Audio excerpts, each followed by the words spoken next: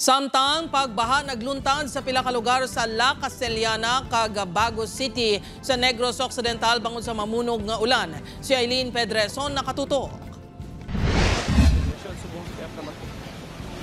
Ini ang nanging sitwasyon sa Barangay Biak na Bato, La Castellana, Negros Occidental matapos ang 4 ka oras nga pag-ulan kahapon sang hapon. Nag-awas ang tubig gikan sa Tamburong Creek kag nagsulod sa pila ka mga pamalay. Naglabot man sa dalan ang baha nga may upod nga balas kag bato, rason may pila ka motorista ang na-stranded. I think noong time nagsugod na buo ang ulan. Una-una, hinay lang ang tubig actually. Pero pagka alas 4, nakakibot ko ng mga tao kadinalaga na pagkanto sa Tampurong ang sapa. So doon letter Y na siya, paubos na tunga gid saya. 6 kabalay ang totally damaged. Hindi naman magdubo sa 20 kabalay ang naguba man ang porosyon bangod sa baha.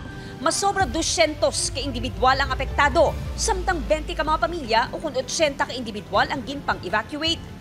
Ginabulubanta 50 mm ang ulan ang naeksperyensyahan kahapon sunod sa La Castellana MDRRMO. Sige nga pag-flooding nga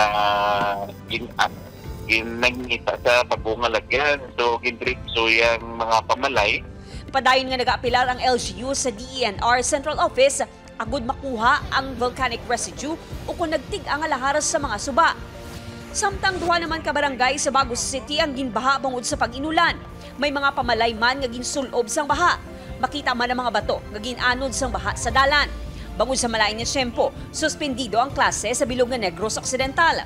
Based man sa aton weather advisory, ang Negros Occidental subong maka-experience siya sa gihapon sang light to moderate with occasional or at times heavy rains within 2 days. So ang aton man nga ginabantay-bantayan.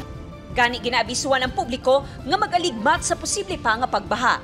Eileen Pedreso, 1 Western Visayas.